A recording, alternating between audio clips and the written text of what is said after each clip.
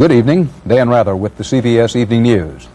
For the first time since the U.S. Navy began escorting Kuwaiti tankers, a full-scale shooting war is underway in the Persian Gulf.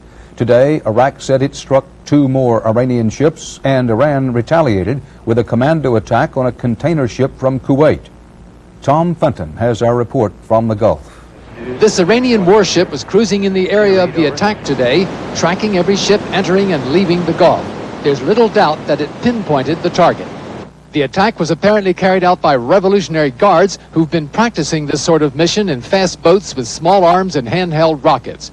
The Iranians publicized these maneuvers as a warning of what was to come. The Kuwaiti tanker ship was arriving in the southern Gulf, coming from the U.S. without an escort, when it was hit early this morning several times above the waterline. No one was hurt. On Saturday, Iraq broke a 6-week truce on attacks on tankers. Since then, the Iraqi Air Force claims to have hit at least 4 large ships. Iran declared it would retaliate, and this now looks like a resumption of unrestricted warfare against shipping in the Gulf. All neutral ships here are again at risk, and most of them are unprotected. Kuwait ships are prime targets for the Iranians because of its close involvement with Iraq and the United States. Only 11 of Kuwait's tankers now fly the American flag and are protected by the U.S. Navy.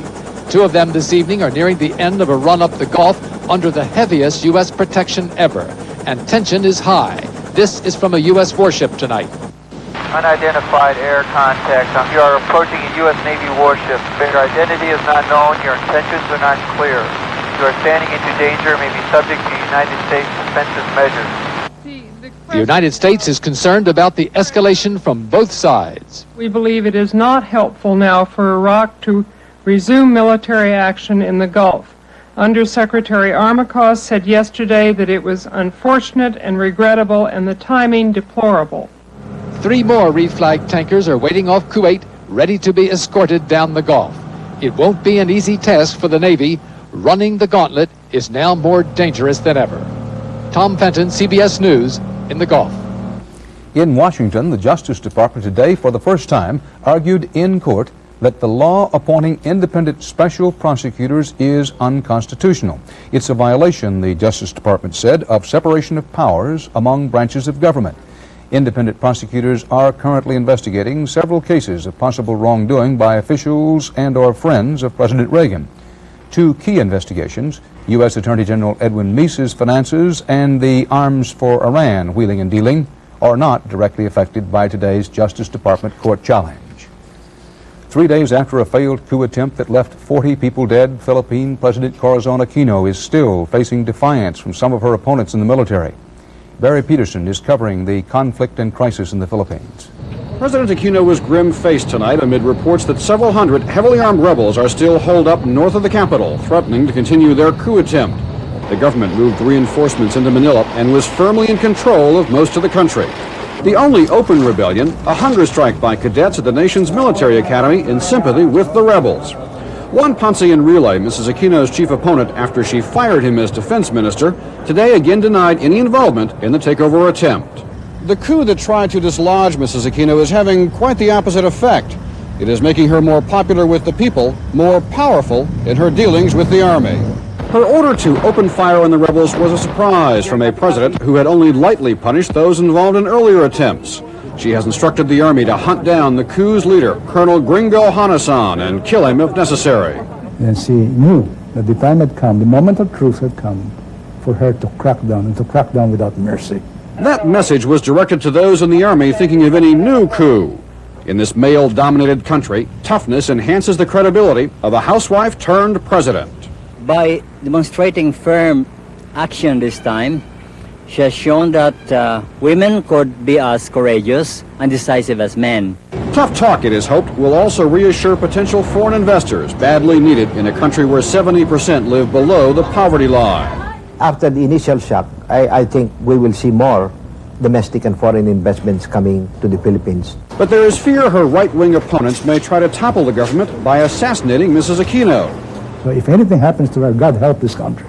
Her personal security is now the largest and tightest it has ever been. Barry Peterson, CBS News, Manila. A near collision apparently led to a disastrous plane crash off the coast of Thailand today. Officials said a Thai Airways plane swerved to avoid hitting a plane from Hong Kong and then plunged into the sea near the resort island of Phuket. At least 2 Americans were among the 83 people killed. Black miners ended a 3-week strike and went back to their jobs in South Africa today. Then, suddenly, a day of healing turned into a day of grief. Scores of miners died in an apparent accident. Martha Teichner has the story of working men underground and death. Today's return to work by striking black miners was eclipsed by the tragedy at the Sintolina gold mine.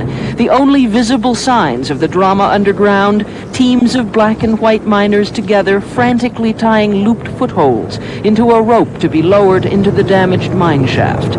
Men improvising the tools they need to make their way through the mangled metal and rubble to the bottom of the shaft where they believe 50 dead men lay crushed. It now appears that a cable snapped, sending a 2-tier elevator full of miners crashing down 3/4 of a mile under tons of fallen cable.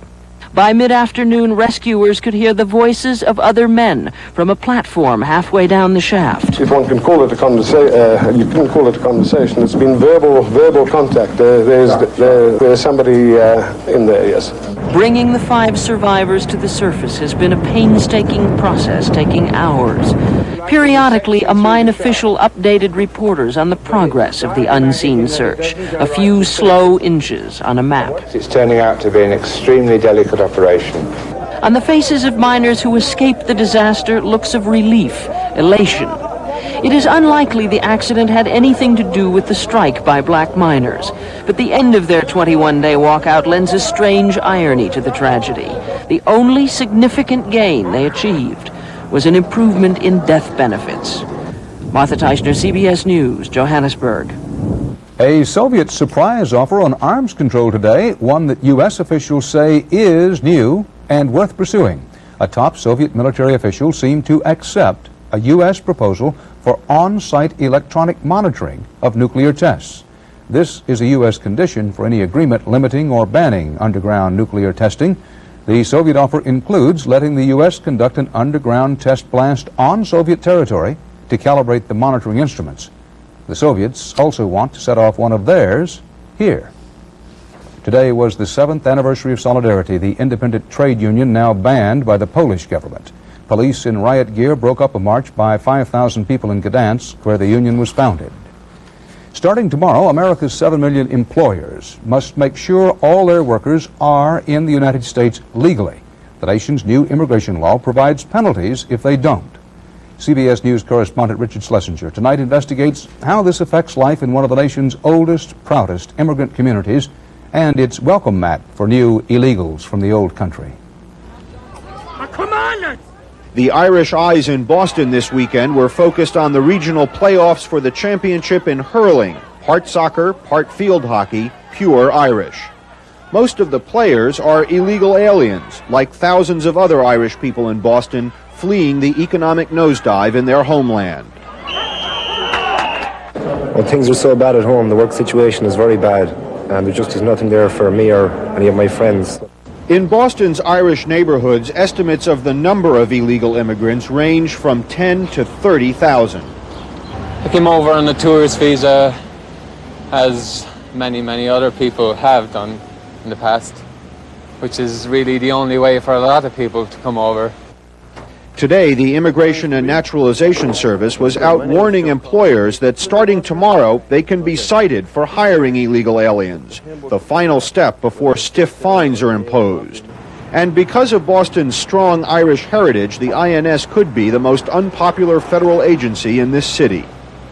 I think they ought to go slow because of the fact that they're going to find that there is a tremendous amount of support for new Irish immigrants. Not only is there support for the new Irish, but there are jobs for them too. The unemployment rate here is among the lowest in the nation. In fact, employers are having trouble finding people to fill all the jobs. Many work in Boston's booming construction industry. They are often hired by Irish Americans who, like Mayor Flynn, see this latest wave of immigration as part of the city's tradition. But the INS is playing it by the book. Anybody who is illegally in this country has a reason to fear the next step, because that's where it's directed at. Employers will not be able to legitimately hire illegal aliens. I don't know where I'm going to get my next job. You think you're going to lose your job? I'm going to lose my job. By and large, the Irish illegals here have prospered, making 3 to 4 times what they would make at home if there were jobs. Is there anything wrong with anybody trying to make better for themselves? You know, American people have done it. Irish people have done it over here. What's wrong with me? I can do it. I'm doing it. But this generation of Irish immigrants is worried that America, historically a gateway to promise and wealth, is changing the rules of the game, slamming the door shut and leaving them on the outside. Richard Schlesinger, CBS News, Boston. Coming right up on tonight's CBS Evening News, school children with AIDS, a tale of 2 Arcadias. Are precious redwoods the newest casualty of Wall Street's takeover mania? Ray Brady reports from the tall timber. And there's something spooky going on down at the mall. David Browning is our sleuth on that. Computers have revolutionized the way people work. But today, people take them for granted. IBM is one reason they can. IBM innovations over the years have helped make today's computers possible. Innovations like Fortran, the world's most widely used scientific programming language, and computer disk storage, invented by IBM more than 30 years ago. It changed the computer industry by letting people get information quickly. IBM invented relational databases too, so today people can use simple commands to perform complex operations. 2 IBM scientists have won a Nobel Prize for inventing the scanning tunneling microscope. Now researchers can examine atoms more clearly than ever before. This microscope is helping IBM develop new computer innovations that someday you'll be taking for granted too.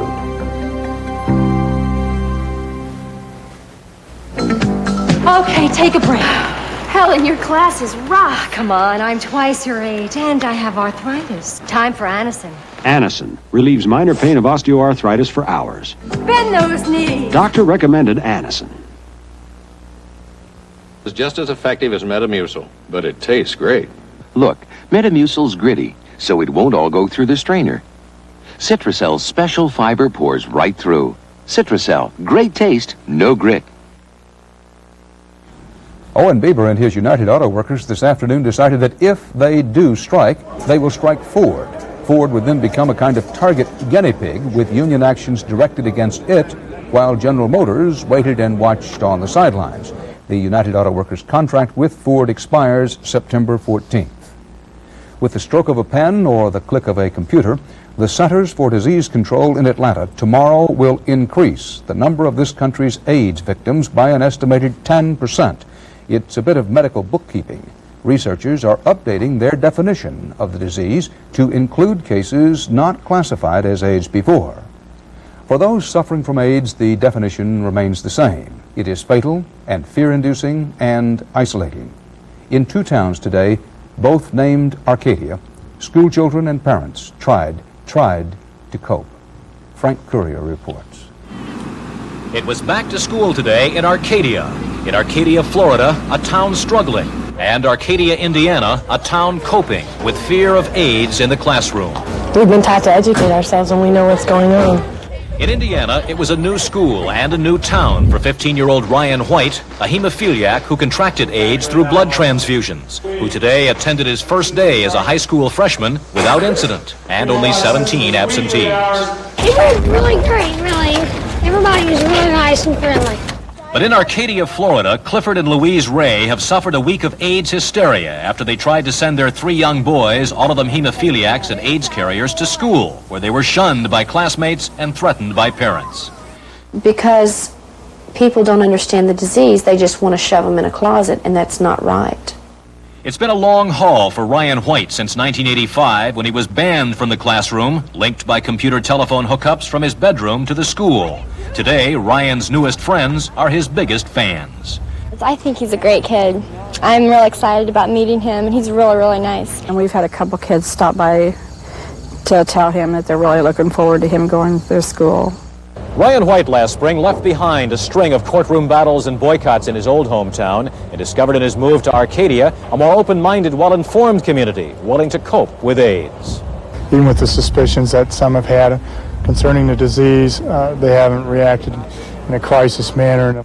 But in Florida, a week of death threats, bomb scares, and school boycotts ended in a weekend tragedy for the Ray family when a suspicious fire destroyed their home, forcing them to flee and vowing never to return to Arcadia.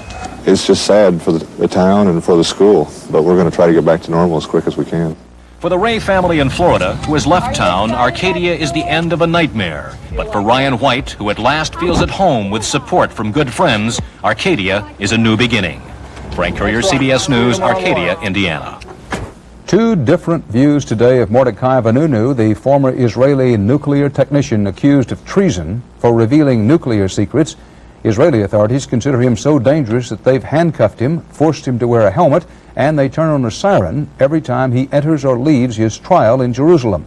But from Norway, a report today that someone has nominated this same Vanunu for the Nobel Peace Prize.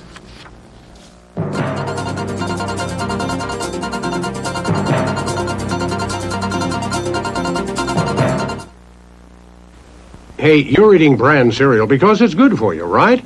Guess what's in it besides bran? Sugar. Up to 22 added teaspoons a box. Over time, that can really add up. And up. But Nabisco shredded wheat and bran is different. It hasn't got 1 grain of added sugar or salt.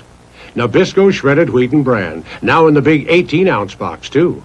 If you're eating bran because it's good for you, why add sugar and salt? Nabisco.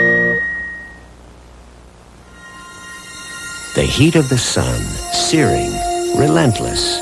An ordinary window lets most of it right in. But Anderson's high-performance sun window turns hot sun into cool daylight. It actually reduces the sun's heat 2.5 times better and helps eliminate the rays that fade fabrics. Come home to cool Anderson windows, the most refreshing glass under the sun. Where can you buy Anderson windows? Call this number. This man once had a heart attack. Since then, his doctor prescribed exercise, the right foods, and aspirin. Studies show aspirin can help prevent second heart attacks. Ask your doctor about aspirin. Bayer, the wonder drug that works wonders. Now, colorful stain and tough polyurethane protection in one. Poly Shades by Minwax for a beautiful finish in half the time. Minwax makes wood beautiful. Republican presidential candidate Jack Kemp is the subject of a story out today in the Sacramento Bee newspaper in California. The newspaper reports that in 1961, Kemp received a medical exemption, a military medical exemption, at the peak of his professional football career. This allowed Kemp to continue playing football while the rest of his Army Reserve unit was activated for the Berlin crisis. Kemp confirms his exemption for what he says was a shoulder injury at the time, but says he never requested it. Kemp says the Army did. The Commerce Department reported today that sales of new homes were up a modest 0.5% for the month of July. The median price of a new single-family home dropped to $107,000. Big environmental battle underway in Big Timber country in the West. CBS News business correspondent Ray Brady reports on accusations that the mighty and magnificent redwood forests, standing for centuries, now are falling into the hands of corrupt profiteers and falling.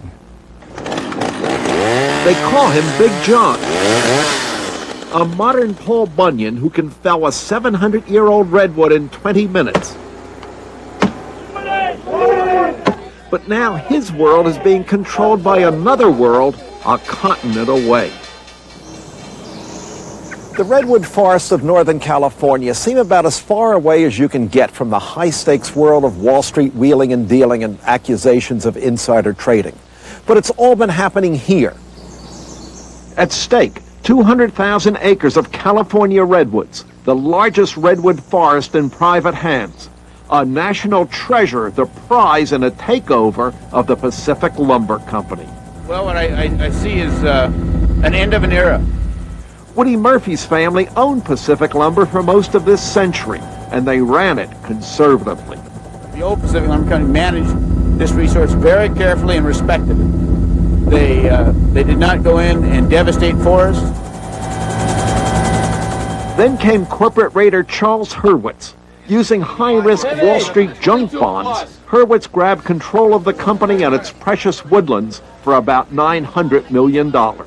He definitely has to speed up the cutting of the redwood trees in order to pay off the interest on the junk bonds that he's accumulated. So, new orders, cut faster, slash everything in sight to make money faster, leaving wide stretches of barren landscape. I'm a lumberjack man, but I fear it ain't for long. Tell me, where are we going to work when the trees are gone? The protests against the takeover haven't stopped. Environmentalists are suing to stop the logging. They're so big and there's so few of them left. It's a crime to cut them. It's a crime against future generations. Now those New York money men, hey, they got me mad.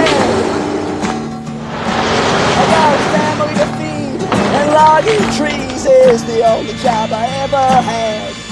But John Maurer was so sickened by the fast cutting, he quit. I just wish Mr. Hurwitz would go out in the woods and take about a day and just sit down inside the redwood grove. Maybe he'd have a different opinion of what's going on to him. Rather than looking at a dollar bill, he'd be seeing a tree for its value.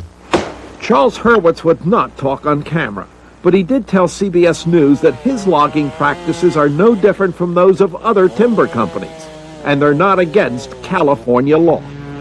In his first meeting with Pacific Lumber employees, he laid down the law Wall Street style. The golden rule is those who have the gold rule. The company also argues that those who want to see redwoods can see them in the nation's parks. Those trees will be there for generations to come. They'll all have an opportunity to see them. But what about the trees they'll never see?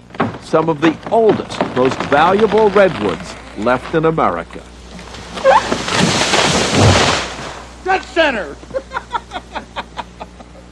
Ray Brady, CBS News, Humboldt County, California.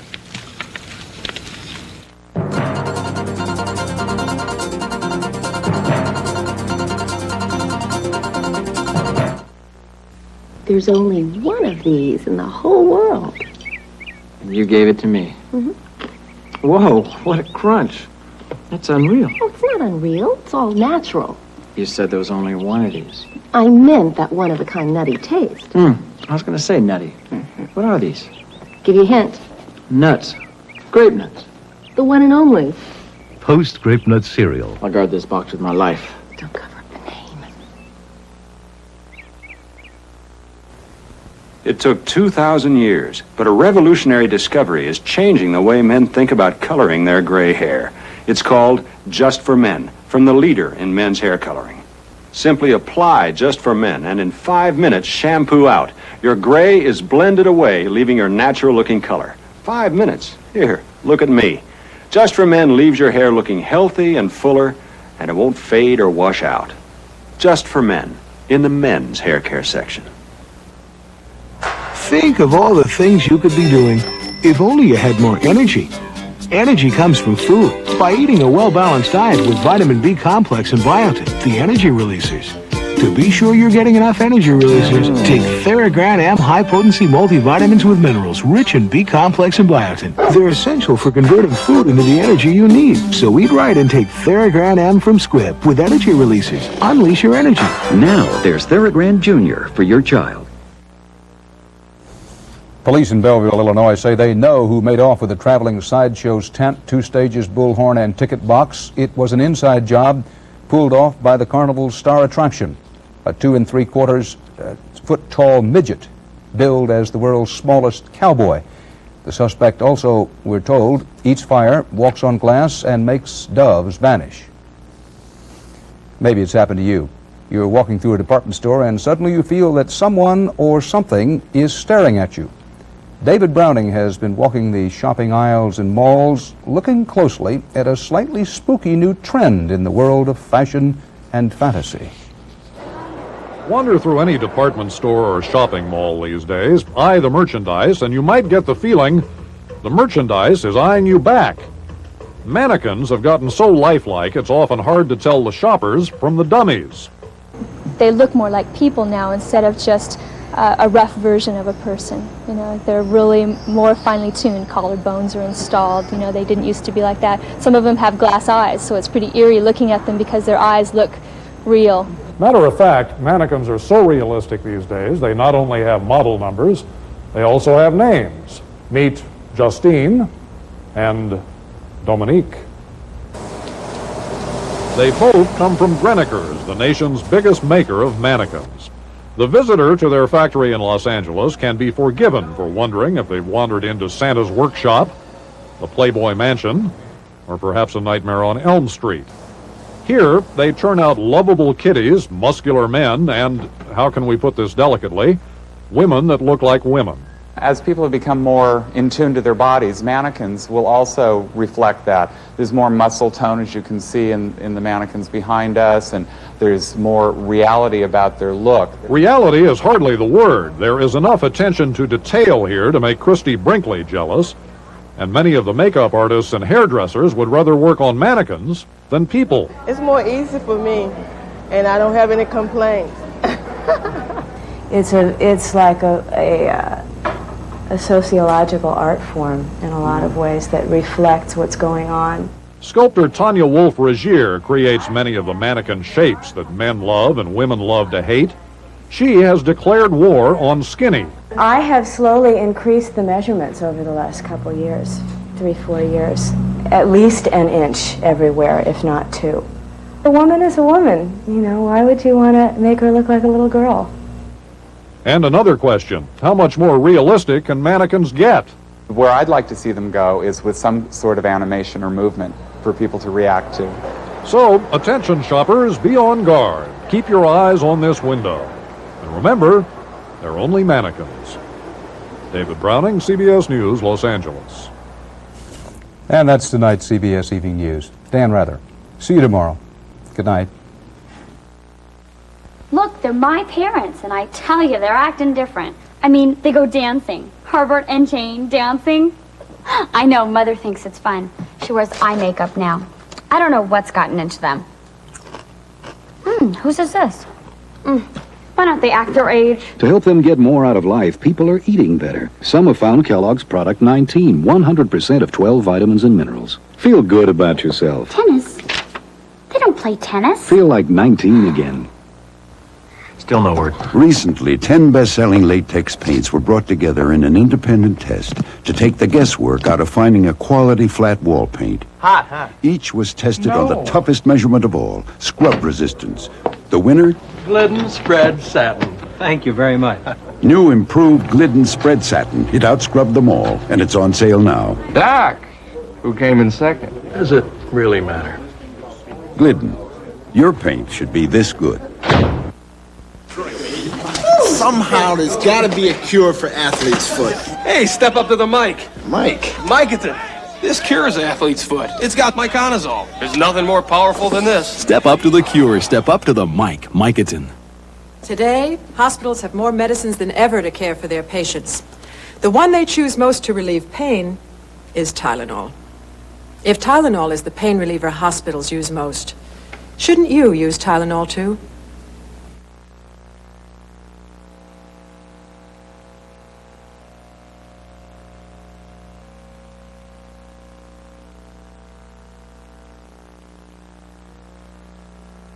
The Pope meets with Jewish leaders. Can he repair the rift over his audience with Austrian President Kurt Waldheim? Complete coverage tomorrow on the CBS Morning News.